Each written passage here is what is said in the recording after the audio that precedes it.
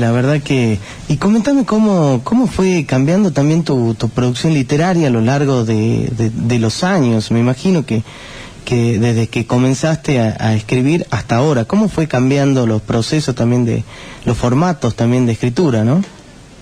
Sí, evidentemente sí hubo una evolución de mi producción literaria a través del tiempo.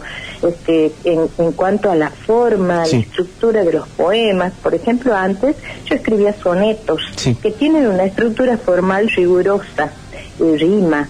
Y también en cuanto a las rimas, ya hoy cultivo el verso libre, sin rima, pero con ritmo, esa musicalidad, esa cadencia que es inherente a la poesía. Y me atrevo a jugar, diría, a transgredir algunas normativas, porque mis poemas están escritos todos con minúsculas y sin signos de puntuación. Claro. Sí. Otros aspectos en que también se dio la evolución es en la temática, porque actualmente mis poemas tienen un sesgo social, es más comprometidas con las problemáticas, por ejemplo, de inclusión, la perspectiva de género, la niñez en situación de calle, el amor y la preservación de la naturaleza, del planeta, que no es otra cosa que el amor y la preservación de la vida. Exactamente. O sea, es una evolución que yo observo, porque quizás, claro, antes en la adolescencia era más el amor, era todo más, era otra mirada, la mirada rosa. Claro. Es así. ¿Y cómo te adaptaste al sistema de microrelatos, los libros que publicaste con este formato? ¿Cómo fue pensado también? ¿Y qué opinás de este nuevo género? Género o formato, no sé cómo llamarle. Sí. Bueno, por ejemplo, yo cultivo la poesía, también tengo algunos cuentos y la microficción. Para mí la microficción es una estética de la brevedad y de la velocidad, ¿no? Es una escritura muy propia de nuestros tiempos, que se caracterizan por la falta de tiempo realmente, ¿no? Las microficciones, aparte de su brevedad, también se caracterizan por la concisión. Por eso explotan al máximo la intensidad expresiva de la palabra poética. Y justamente por eso me ha atrapado, porque mis poemas normalmente, aunque ahora tengo algunos extensos, pero mis poemas tienden a la brevedad. Y a veces, ¿no?, al respecto es difícil determinar esa frontera entre los poemas y las microficciones, porque las microficciones están dadas, ¿no es cierto?, a veces por la carga lírica. Entonces se confunde con la poesía en prosa. Pero hay que saber cuál es la diferencia, porque, por ejemplo, en mi caso, mis microficciones o microrelatos, en mi libro Del lado de los Tarcos, ¿verdad? La diferencia radica en que la microficción tiene una intención narrativa. En cambio, en los poemas en prosa predomina la expresión del sentimiento. Además, ¿por qué elijo esto? Porque las microficciones, no solo constituyen una manera de escribir, sino un modo de lectura y de relectura. Porque la microficción necesita de un lector que sea competente para que pueda completar el sentido del texto. En ese proceso de lectura de una microficción se pone en juego el texto, el contexto y los conocimientos previos del lector. Y eso es importante, por ejemplo, en el caso de los microrelatos de mi libro, porque un posible lector taciseño de mis libros podrían con más facilidad completar el sentido. Exactamente. Puesto que compartimos el mismo entorno. Exactamente. Entonces eso hace que tenga una dificultad menos, que él sea posible que pueda completar los silencios, todas las elipsis y las omisiones que son propias del microrelato. Así es. Bueno, también hablando del libro Del lado de los Tarcos, pones muchas referencias a la ciudad, desde personaje hasta leyendas, ¿no?, tafeseña. ¿Cómo fue la la recepción de esos relatos de la gente que iba leyendo los libros, tanto los tafiseños como también los otros, como el mismo Ricardo Bocos, que decía que era un viaje también como por Tafí. Comentame cómo fue la recepción del libro. Bueno, para mí, tengo entendido que ha sido bien recibido, porque, bueno, estos libros, por ejemplo, yo del lado de los Tarcos tuve que hacer otra tirada, una nueva edición, y del libro de Tarcos y Gorriones, que es el poemario, ya tendrías que hacer lo mismo, porque han sido bien recibidos, ¿no? Porque justamente la temática que ver a ambas obras es Tafí Viejo. Ellos son mi homenaje a la ciudad de Tafí Viejo, paisajes, a su gente con su problemática, a los personajes típicos, a las figuras míticas, a los mitos y las leyendas. Todas están presentes, pero con la intención. ¿Cuál es la intención? Volver a las raíces, rescatar las raíces, preservarlas. Exacto. Es una manera de preservar la identidad histórica y sociocultural, para que el olvido nunca. O sea, para las nuevas generaciones, está pensado para las nuevas generaciones, para los que vendrán, para que conozcan justamente sus raíces. Ahora pronto voy a estar presentando un nuevo libro que se titula Yungas, que es un homenaje a las yungas tafiseñas, con sus paisajes, su flora y sus faunas características. Buenísimo. ¿Y tiene fecha, Estela, de presentación? Perdón.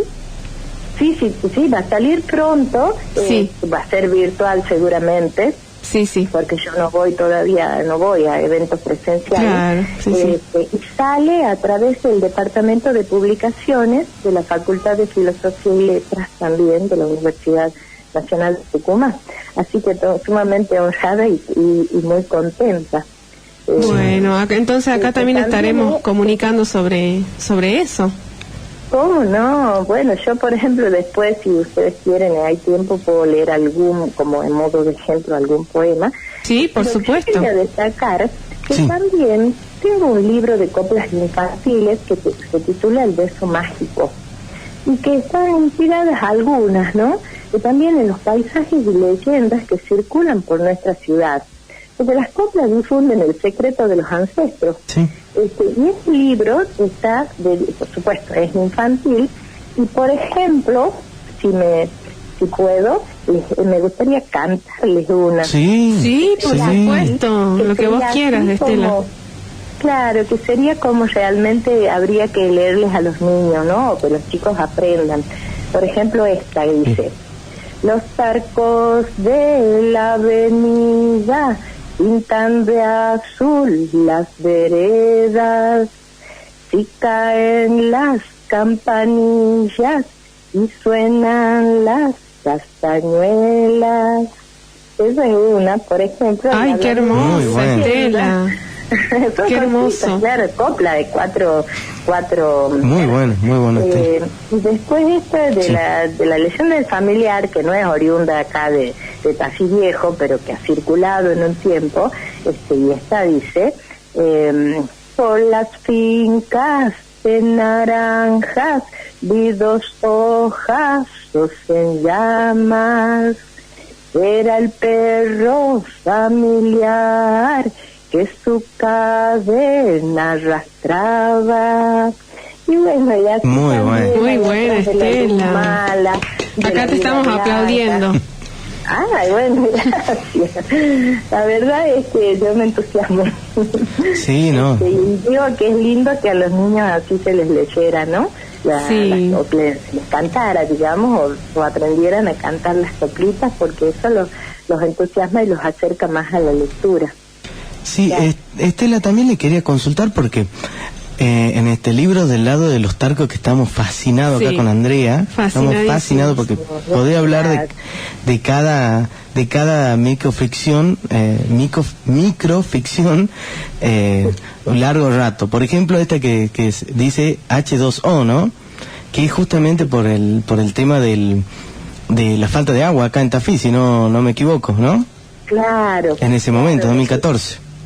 sí, lo que sucede, bueno, o sea, desde que yo me acuerdo, yo creo que ya mi mamá decía, desde que yo me acuerdo, ha habido un problema de agua acá en Castillejo, que ahora por suerte, creo yo, por lo menos en el sector donde yo vivo, no lo notamos, ¿no?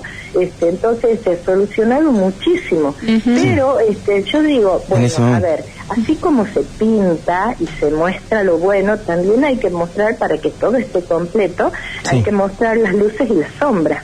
Entonces, por eso ha surgido ese microrrelato que hacía referencia a la falta de agua que a veces en algunos momentos se ha padecido. Sí, y además acaba la pregunta también, Estela, porque acá usted pone el tema de Fuente Ovejuna, ¿no?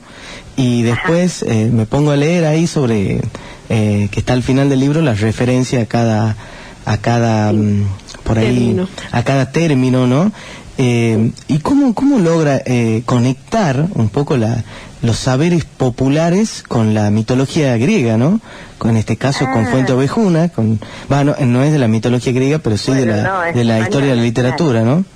Sí, exacto. Sí. Bueno, porque era como que el pueblo a veces, ¿no es cierto?, sale a pedir justicia, que, bueno, no haya problemas en este caso personal, en este caso particular, el problema del agua, que a veces ha habido muchos reclamos. En ese sentido lo he conectado. Pero a ver, ¿qué pasa? En la construcción de la identidad de una comunidad influyen la historia, son nuestras tradiciones, ¿verdad? Y también la memoria colectiva. Que están, donde están los mitos, las leyendas, la cultura popular. Los mitos son una manera que el hombre tiene de establecerse en el mundo y de darle un sentido. Hay un suelo mítico que está formado por los miedos, por las angustias, por alegrías, esperanzas, expectativas, que es una dimensión profunda donde se asienta una sociedad. Claro. Y eso sintetiza la manera de ser de una sociedad.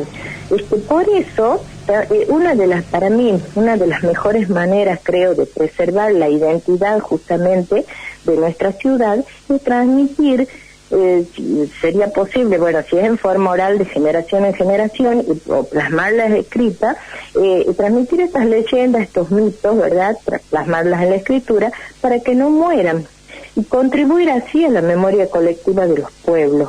Claro. Y yo también he notado que es la pregunta inicial, ¿no? Sí, hay en mi obra algunas alusiones a otras mitologías, incluso a la mitología griega, por ahí de Odiseo, también hablo en algunos poemas, no de este libro, por supuesto, pero que lo siento ya como más universal, filosófica. O sea, es en otros poemas, pero acá en estos de Tafí Viejo, por supuesto, a lo nuestro. Claro. Exactamente. Sí. Estela, y si vos tuvieras que elegir algún poema, por ejemplo, del libro de Tarcos y Gorriones, o de cualquier otro libro, ¿por qué no?, de los que vos escribiste, ¿cuál sería? Y bueno, yo, por ejemplo, mi libro de Tarcos y Gorriones comienza con 3 poemas que son bien identitarios. El primero se titula Perfil Azul, que hace referencia a cómo los cerros nos dan a nosotros el perfil, ¿no? Azul por la distancia, por supuesto. Perfil azul. El otro poema se titula El Tarco, y el otro poema se titula Los Gorriones, que son características nuestros. Pero en realidad, bueno, he leído bastante esos poemas y ahora me gustaría leer uno que se titula Lo Posible, que es también de este libro, ¿no? Lo Posible. Dice: hay una certeza de infinito en la impermanencia de las formas, dices, mientras tus crines de unicornio azul vuelan al cerro. Los sueños sueñan, fugaces, veloces, esa incertidumbre, ese cierto aleteo añil de coces deshaciéndose, veloces, hacia los cascos más reales de este caballo salvaje de escritura.